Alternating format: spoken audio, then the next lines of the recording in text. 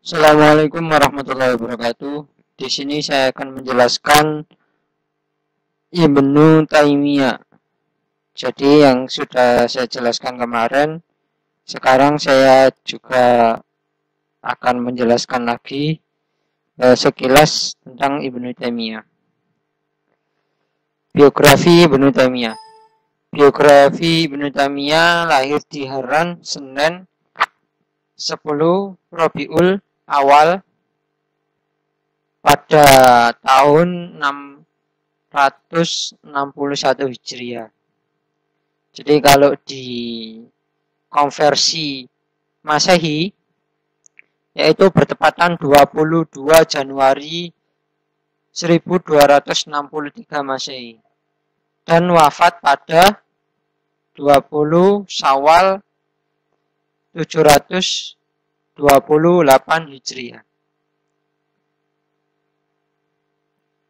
Nama lengkapnya Ibnu Taimiyah adalah Taqiyuddin Abul Abbas Ahmad Ibnu Abdul Halam Ibnu Al-Imam Majduddin Abul Barokat Abdus Salam Ibnu Abil Qasim Ibnu Muhammad Ibnu Khidir Ibnu Ali Ibnu Abdullah Ibnu Taimiyah Al-Harari. Jadi Ibnu Taimiyah sendiri dinisbatkan kepada kakek-kakeknya yang terkenal. Dan Ibnu Taimiyah sendiri mendapatkan gelar Syekhul Islam karena pada waktu itu pengaruhnya yang begitu besar terhadap pemikiran Islam. Jadi Syekhul Islam ini diberikan kepada Ibnu Taimiyah. Ibnu Taimiyah tumbuh di masa perang antara Mongolia dan Islam sehingga beliau senantiasa mengobarkan semangat jihad. Jadi pada waktu itu memang umat Islam perlu dibutuhkan semangat karena pada waktu itu umat Islam sedang mengalami kalau di perasaan takut. Jadi pada waktu itu umat Islam tidak pede karena pada waktu itu umat Islam fokus terhadap ilmu pengetahuan. Jadi di dalam bidang militer kurang mendapatkan perhatian. Jadi makanya kenapa kok Mongolia begitu mudahnya menguasai Islam atau pada waktu itu dinasti Abbasiyah, ya karena umat Islam pada waktu itu tumbuh di dalam intelektual yang maju, akan tetapi di dalam bidang militer itu kurang mendapatkan perhatian. Nah, ini tentang pemikiran Ibnu Taimiyah. Metode pemikiran Ibnu Taimiyah sendiri meletakkan 3 metode dalam memahami Al-Quran yang menjadikan dasar dalam pengambilan hukum agama. Yang pertama adalah tafsir Al-Quran dengan sunnah Rasul. Nah, jadi yang pertama itu fokusnya adalah Al-Quran dan As-Sunnah. Jadi tidak ada hukum yang lain selain Al-Quran dan As-Sunnah. Yang kedua, tafsir Al-Quran dengan ucapan dan perbuatan para sahabat. Jadi apa yang tidak ada di dalam masa Rasulullah akan tetapi bentuk perbuatan atau ijtihad para sahabat ini bisa menjadi dasar hukum.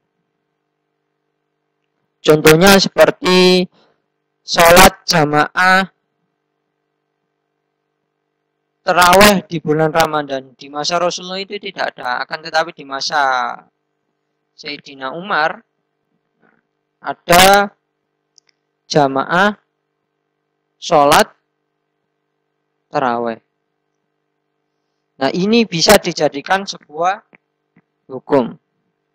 Ketiga, yaitu tafsir Al-Quran dengan ucapan dan perbuatan para tabi'in. Jadi di masa Rasulullah tidak ada, di masa sahabat tidak ada, akan tetapi di masa para tabi'in ada, seperti contohnya harokat atau titik dalam huruf Al-Quran. Nah, di masa sahabat dan di masa Rasul sendiri itu tidak ada harokat. Namun dengan istihad para tabi'in ini bisa menjadikan sebuah acuan.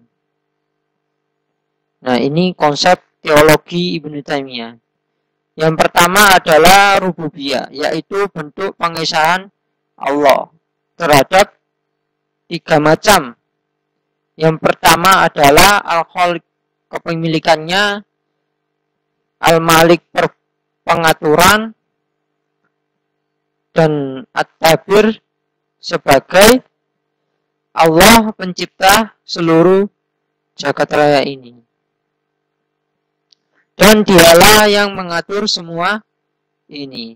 Sehingga ada keharmonisan, kelarasan, dan keselarian gerak alam semesta. Jadi alam semesta ini bergerak dengan semestinya, atau tidak ada benturan satu dengan lainnya, itu ya Allah yang mengatur. Terus yang kedua adalah uluhiyah, yaitu sebagai pengesahan kepada Allah dalam bentuk ibadah. Dengan pengertian bahwa seorang hamba tidak melakukan penyembahan yang lain selain Allah. Jadi kayak ini sebagai penegasan bahwa kalau Allah sebagai pencipta, ya kita harus menghamba terhadap Tuhannya, dan tidak boleh menyembah selain Allah ataupun menyekutukan Allah.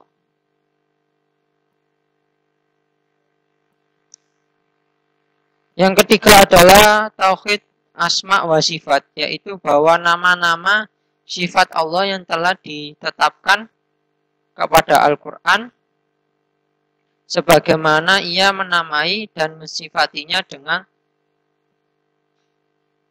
tanpa pentakwilan.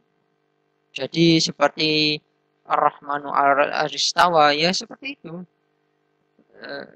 Duduk di mana duduk di harusnya. Nah, kalau kita kan bukan duduk tetapi kekuasaan. Nah, mungkin itu saja yang bisa saya jelaskan. Allahumma fiqh ila mitariq. Assalamualaikum warahmatullahi wabarakatuh.